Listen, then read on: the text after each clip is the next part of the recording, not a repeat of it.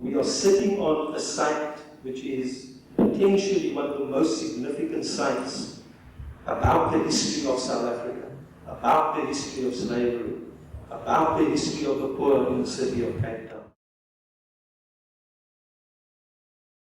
I was driving back home in the rush hour traffic, and my phone rang.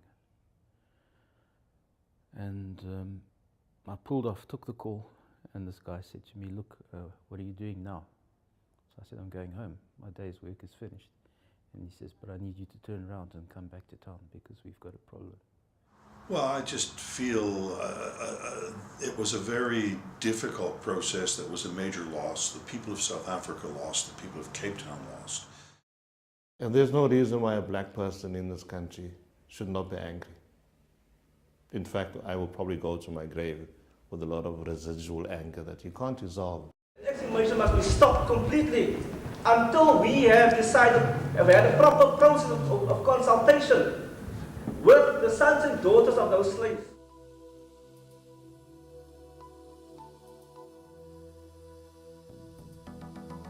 Cape Town is a city best described by its cosmopolitan and diverse cultural history. But if we were to rewind almost 300 years ago, we will see that things in this vibrant city were a little less colourful. The Cape was under the rule of the Dutch East India Company. The colony thrived through slave labour. A great proportion of the Cape Town population hails from diverse backgrounds, some of which are Cape Malay, West African and European. There was a systematic segregation in society, not just economically, but religiously.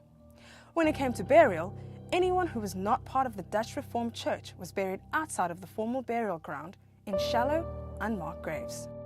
These were the graves of the underclass, the slaves, shipwrecked sailors, the undesirables of that time. Our nation has been through a lot. We overcame apartheid, and in 1994 we had our first democratic election. Our story has become an inspiration for all. It's a tale of how even under the greatest forces of adversity, hope can arise. In the winter of 2003, on Prestwich Street, one of the largest informal burial grounds was rediscovered during the developments of the Greenpoint area. What started out as a simple development soon sparked a series of debates that shook the heart of the community. This was an unexpected discovery. It wasn't a planned project. So here is a builder, a developer, who had permission to demolish buildings on his site. He had permission to dig deep holes on the site. So as far as he was concerned, it was completely unexpected to find skeletons there. What was unusual was the amount of public interest that came out of that, and the very clear call from the public that they wanted to be involved in this process, and they wanted to be given an opportunity to bring their points of view across. And we said to ourselves, okay, how do we do this in terms of the parameters of the law? The pressure on them was that the developer had rights to do the development. They had rights to stop the development and say, hang on, you cannot touch these skeletons. We have to decide what to do about it. Now, the normal thing is that if you've already got development rights, it's extremely difficult to then stop a project and say, you can't do this now. That's it. Because you're then in a problem. You know, either the developer should have known before he started that there was a possibility of being skeletons and so on and so forth. We worked for about 2 weeks on the site, and we found that the amount of human remains was something like we'd never seen in all our lives before. The site was as busy as a sardine tin. That's the only analogy I can think of. And the work is slow.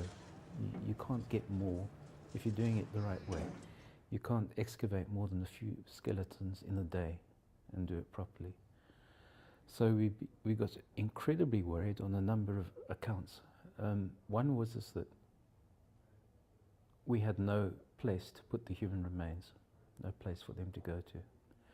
The medical school, had space for about 400 at the time, and that at the time was and the South African Museum were the only licensed repositories, and their facilities are quite limited. It was extremely anxiety provoking, and we felt that the only thing that we could do was to stop work and take the matter to the public, which we did.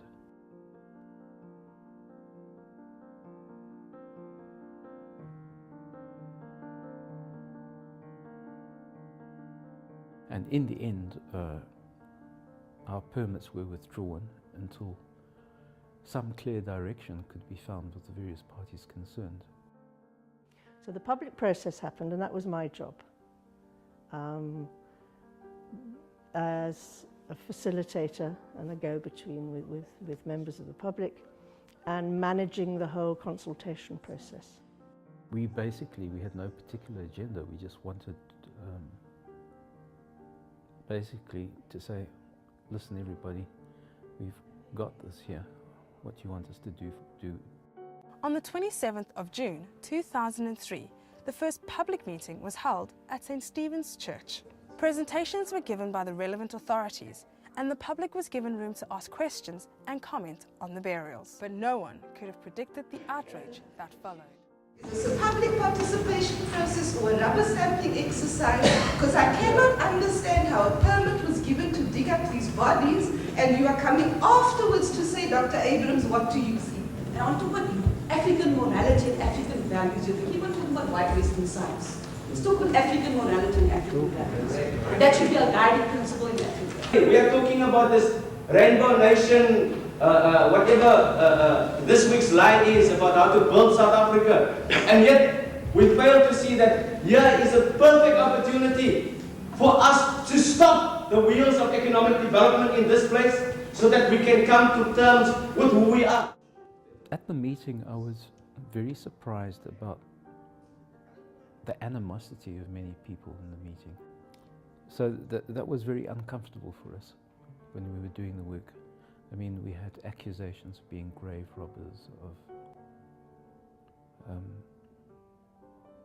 some people threatened violence against us, etc., etc.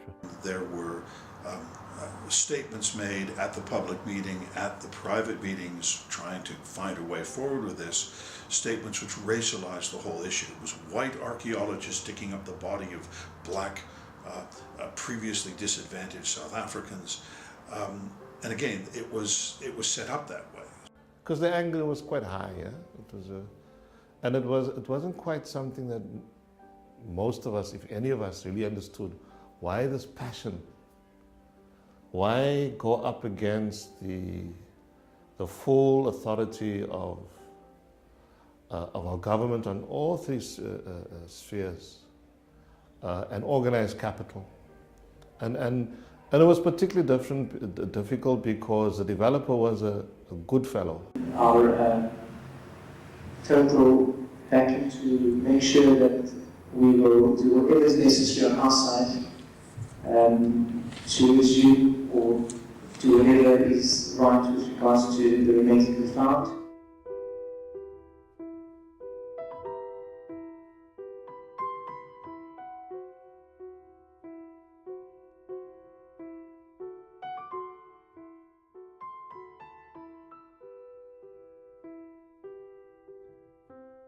It was not a project that I enjoyed doing. It was an exciting project, but there was just way too much stress involved, and we felt vulnerable.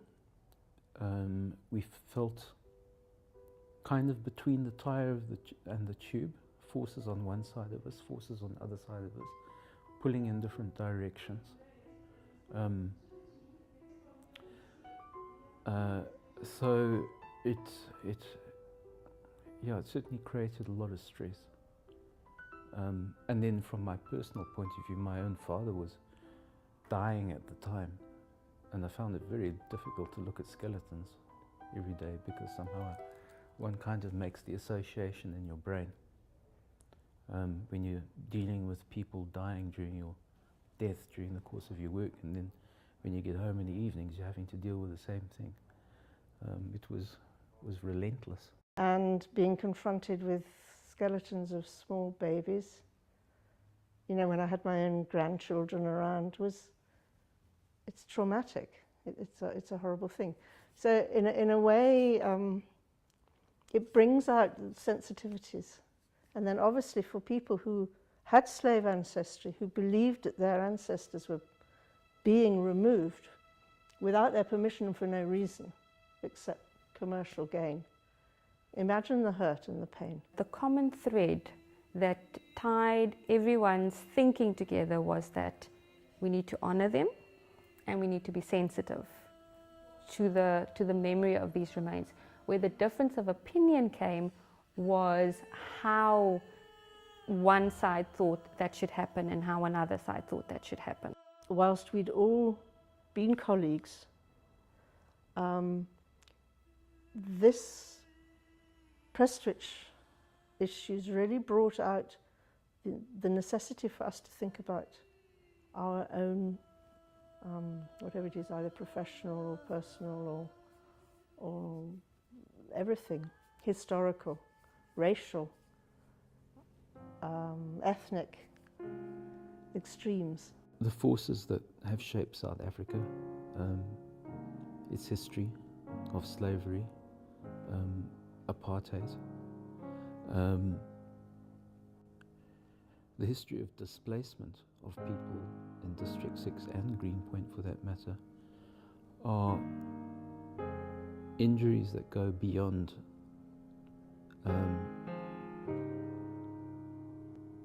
that go very, very deep. And whatever public participation process had been initiated, even if we had the foresight to know the extent of what was there, that we tried to enter on would have ended up on contested ground. I don't know what the outcome would be, but there is just too much hurt and injury for things to go straight.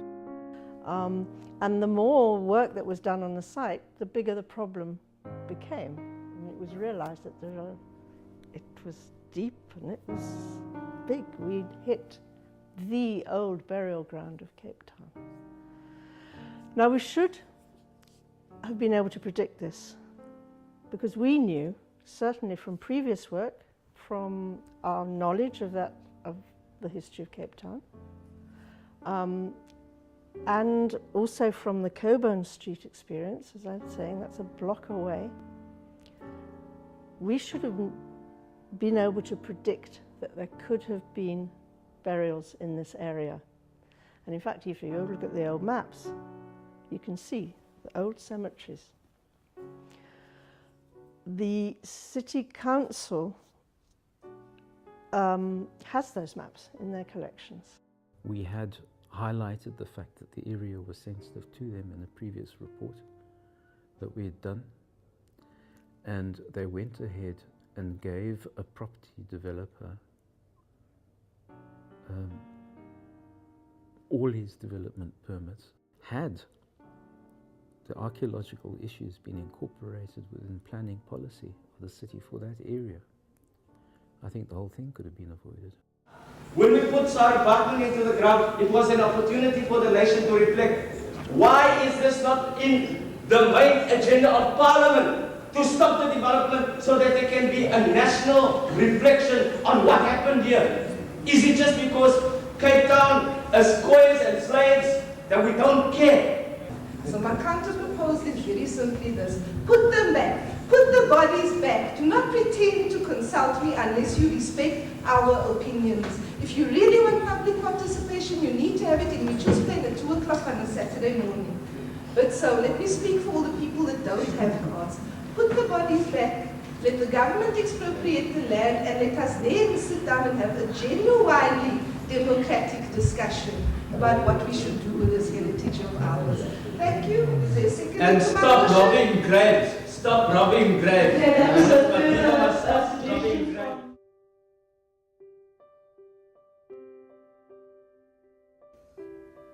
It's your political weight. And if your political, if we were Sesotho's or Xhosas, and it was the remains of Xhosa chief of Makana, if Makana's remained, if Hinsa's head was found at Prestwich, we'd be having a different story. And that's sad. That's sad. That the people that produced a Basil February, a Red September, a Sisi Gul, a Dr. Abdurrahman, now have to stand and wait and see how the national story unfolds without a true inkling of our contribution. The outcome was not satisfactory, I don't think, for anyone. Certainly those who were most vocal didn't want the burials disturbed. The burials were in fact removed on the orders of the ministry so that development of the area could continue. As a secondary approach, that was decided that no physical anthropology would be done, and again, that makes no sense. I'll be blunt. The excavation of human remains from an archaeological context without study is the destruction of heritage. I would personally rather wish that the site had been left in an undisturbed condition,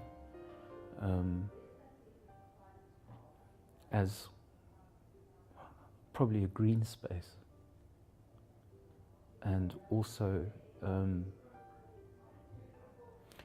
in a way as an archaeological research repository, should anybody in the future be able to justify a research position in which they would go into the site and look at some of the remains. And it's become a coffee shop.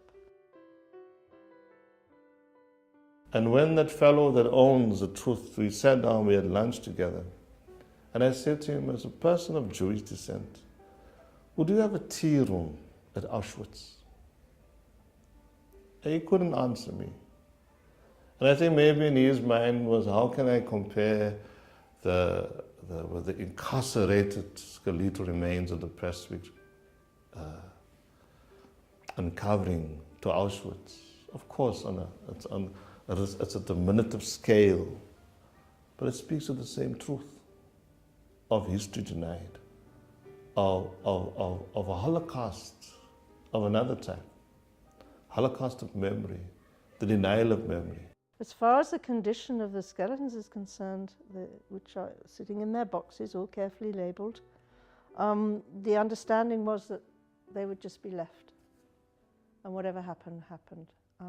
I think there have been some leaks, which there is a city archaeologist, Herrick Clift, who's keeping an eye on that, making sure those get fixed. But what the condition is now of the actual materials in there, the remains, I don't know. And I don't know how long they will preserve. But ultimately, the crunch came down to the fact that would the government buy the site? And would they allow it to be declared a national monument? When the decision was made, I think it was money that spoke. The amount of money that they would have to pay the developer for the sake of arts and culture, I think, just didn't justify the expense. It took the archaeologists 3 years to clear the site, and the development continued. Today, what now stands in place of the historically significant burial ground is the Rockwell Hotel. The remains of almost 3,000 people sit at Prestwich Memorial. For some, the coffee lovers that call Truth Cafe their home, very little thought is given to the remains resting here. Can the city do more? Can the public do more? Or will the secrets of Prestwich forever be lost and become one of the lost treasures of our nation?